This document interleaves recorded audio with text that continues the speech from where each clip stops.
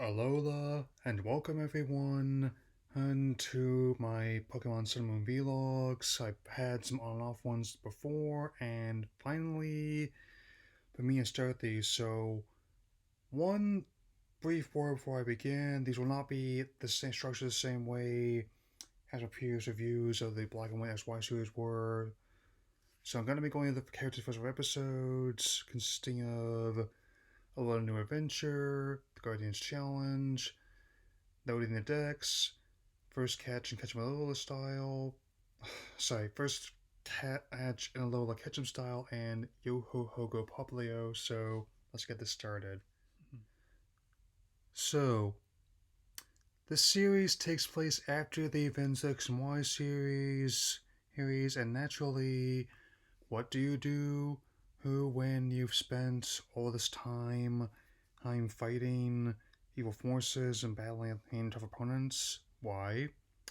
You go on vacation, of course, which is just where Ash and Pikachu happen to be with his mother Delia, as well as their Mr. Mime named Mimey, so to speak, and right off the bat, it establishes is how things are different tonally, and while many purists has scoffed at this, as I actually was one of the few people who was supporting this tonal difference. I mean, and how I used to feel this way in the past, but now sometimes if something goes against my expectations and in a way that impresses me, I actually kind of like that aspect. I mean, and a lot of people compare this to the Black and White series in the past,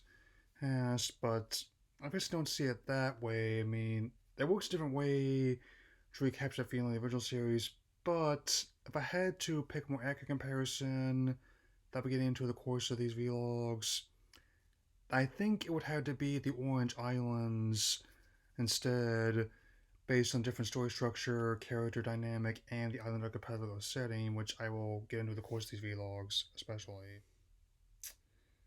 Yeah, so among the other monsters in the region, and as well as the other characters, one of the first ones Ash encounters is a young fisher named Lana, and on top of that, one of the reasons they're there is so they can and deliver a Pokemon egg to Professor Oak's cousin Samson, who is the principal of the Pokemon Academy there on Melee Island, which, much like in the games, is essentially a hub while how they're on vacation there.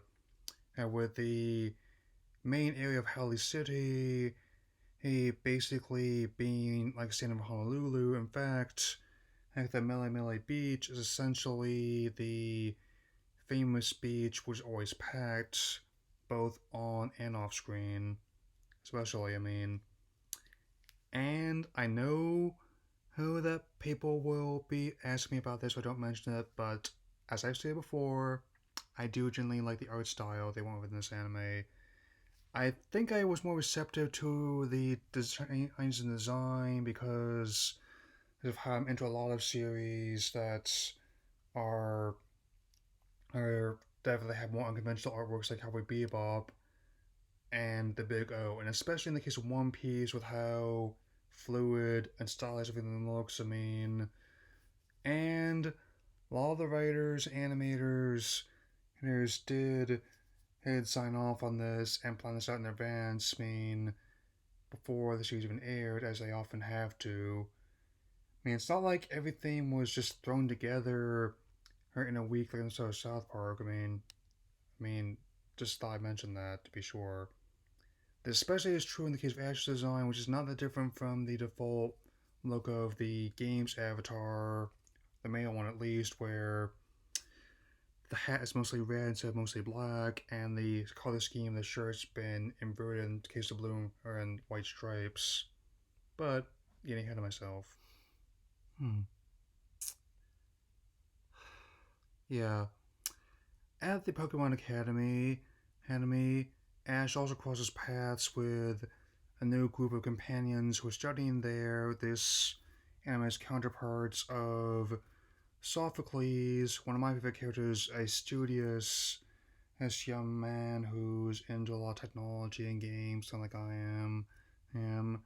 Mallow, how a young a woman who's also the how part of her family's restaurant, aunt who helps cook there, her with her partner a bounce suite, and one notable one is Kiawe, a a who lives on Kala Island and also has a Charizard her that he inherited from his grandfather. I'll definitely be getting more into him as his vlogs go on. He starts out very gruff, very no nonsense, almost kind of like comically serious, like a lot of versions of Batman are.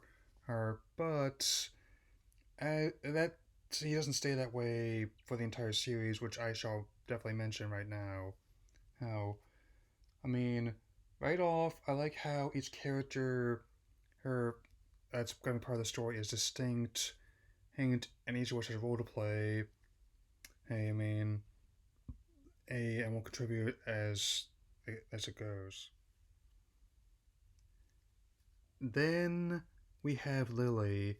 I mean, I gotta say, hey, that this is gonna be an explosive take for you all, but especially as the series goes on. But I have to say that over time, I am this anime. He develops what I consider to be the definitive version of Lily's character. I mean, she starts out out in a way distinctly different from her games persona, and but there is going to be a reason for that, which will come later on in these vlogs.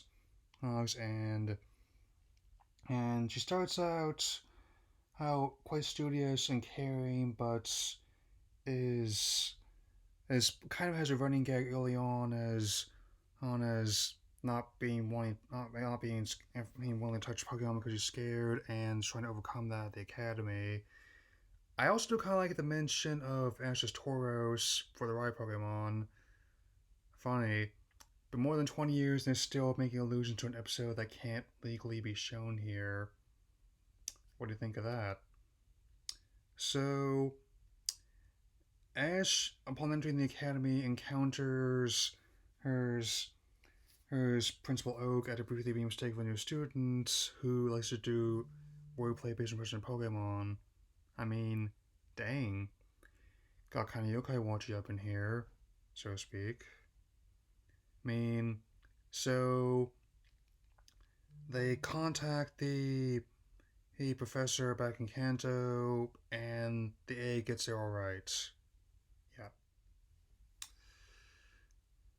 And of course, I'm really glad of how they include Team Skull. I mean, which were a key part of the original game, and they definitely made sense with the setting. I also kind of like how they're a mixture of the American and street punks as well as the Japanese Yankee archetype.